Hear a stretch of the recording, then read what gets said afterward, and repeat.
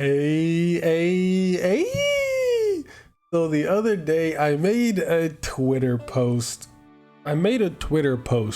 Saying that enough time has passed. Torna is better than Future Redeemed.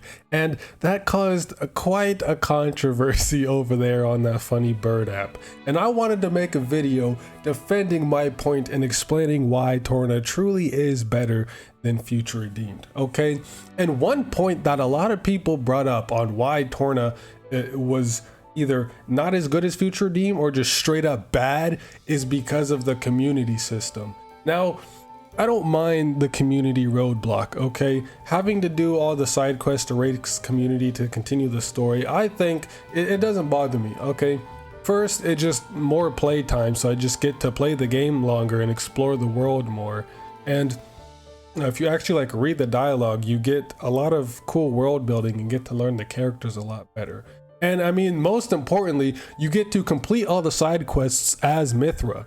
So, I mean, that's already a plus in why the whole thing about, oh, Torna community system is bad. I mean, look, you get to clear it as Mithra. What are you talking about? You can't do that in Future Redeemed.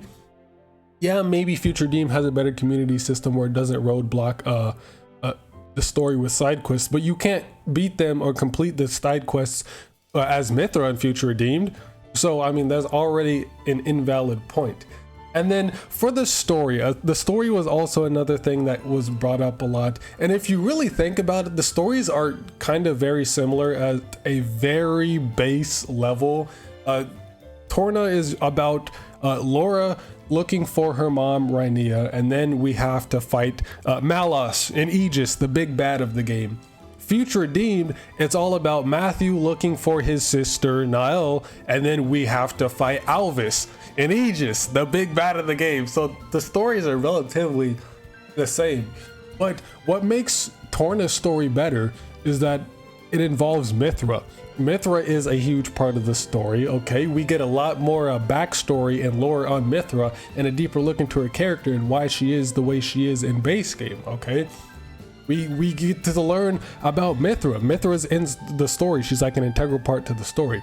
Future Redeemed, yeah, we got Rex and Shulk coming back and whatever, and then we got the whole Ontos thing, which is very, very dope. And then we got some stuff with N.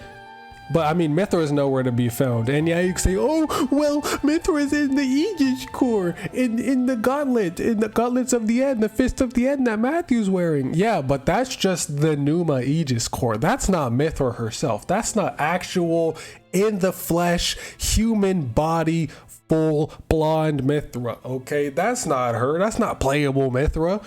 Get that shit out of here. That's just the Aegis core. Plus, Pyra's in there too, so that already taints the core itself. Yeah, if it was just Mithra, then cool, but Pyra's a part of it, and that just makes it so much less valuable, okay? And then for the music, the Torna music is amazing, okay? You could listen to the jazzy battle theme, the jazzy Gormat theme, and then the beautiful Oresco, all while walking around and playing as Mithra, okay? You get to look at Mithra on your screen while you're hearing the sounds come out of the speakers. You can do all of that as Mithra. And then, sure, Future Redeemed has some really badass songs. Like Aurora's Shelf is very nice. The jazzy battle theme, Colony 9 there has got its own rendition. Redeem the Future, the final boss theme against Alvis. Those are all super cool. But Mithra is nowhere to be found. Where's Mithra at? You can listen to all those banger tracks, but with no Mithra on screen. Okay? Mithra being on screen just automatically just makes all those songs so much better. Just boost your dopamine by like 20,000% having Mithra there on screen, okay?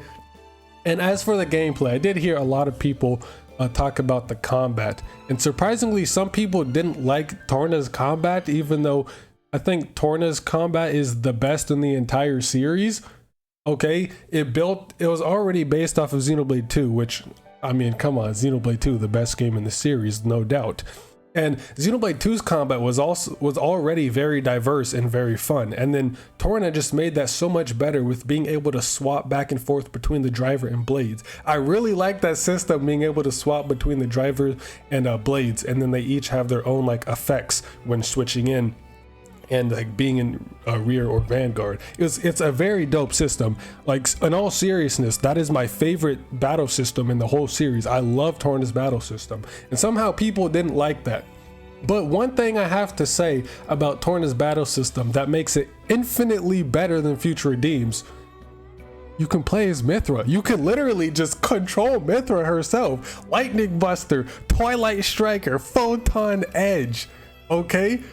You can literally play as Mythra herself, control her attacks, all of that. What? And then the chain attacks, I mean, you can use Mythra in the chain attacks. Now, yes, the Future Redeemed battle system is exactly the same as Xenoblade 3, except for instead of interlinking, there's the like unity attacks. So if anything, Torna changed the battle system of Xenoblade 2 more than Future Redeemed changed the battle system of Xenoblade 3. And Xenoblade 3 was already an improvement on the Xenoblade 2 battle system. It just like fused the best parts of Xenoblade 1 and Xenoblade 2 battle systems into one. So I really do like the battle system in Xenoblade 3, but it didn't really improve that much in Xenoblade Future Redeemed. Xenoblade Future Redeemed. Yeah, it didn't change that much in Future Redeemed, except for like the unity attack thing. And I guess the Ouroboros power, which is basically just fusion arts.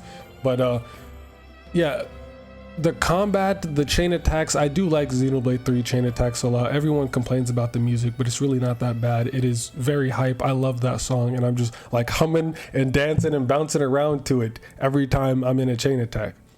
But one thing that Future Redeem combat does not have is Mythra. Okay, can you control Mythra and do a fusion attack and a unity attack between Mythra and A, the Aegises together? I didn't think so. And yes, again, there's the Numa core in the gauntlets in the Fist of the End that Matthew wears. Again, that's just the Aegis core. That's not Mythra herself. That's not Mythra. What the hell? Why would you want to use those when you can actually just play as Mythra by herself on her own? What are you talking about? Okay, so if I haven't convinced you enough that Torna is by far superior to Future Redeemed, then I don't know what else to tell you, bro. Just think about it, okay? Think about it. One of them has actual playable in the flesh full body Mythra, while the other one doesn't at all. And okay, you may say, oh, well, I mean, Mythra showed up in that one cutscene in the creation of the world when Rex and Shulk were explaining everything to Matthew Van Damme, Matthew Fong Wong. Which, I mean, yes, true, but that's just a cutscene. Mythra showed up in that cutscene for like not even 2 seconds, okay? That's not her full 3D model being playable in the overworld. Get that shit out of here. That doesn't count. That's not actually Mythra. That's just a flashback. You can't control Mythra, hear her post battle dialogue, use her arts, hear her say the name of her arts, control her, hear her jumping grunt. Like, there's no Mythra anywhere to be found. And the Numa core does not count because that's Mythra and Pyra. If it was just Mythra, then yes, you would have me beat. But having Pyra in there, nope, doesn't count, invalid, wrong. So I stand by what I say in that Twitter post and in this video. Torna is by far superior to Future Redeemed. And if you disagree with that or can't see that, I'm sorry, but you're just dumb. You're just stupid and have no literacy level. I'm sorry to tell you the truth. Sometimes the truth hurts and you don't want to hear it, but hey, if it's true, it's true. Don't get mad at me. I'm just the messenger, okay? I'm just here to deliver the praise and just godly being that Xenoblade 2, especially Torna, is. See, even Xenoblade 2 isn't as good as Torna because you can't actually play as Mythra herself. You can have her as a blade, but you can't actually play as Mythra herself in the flesh. So not even Xenoblade 2 even compares to Torna, the game which Torna was born from.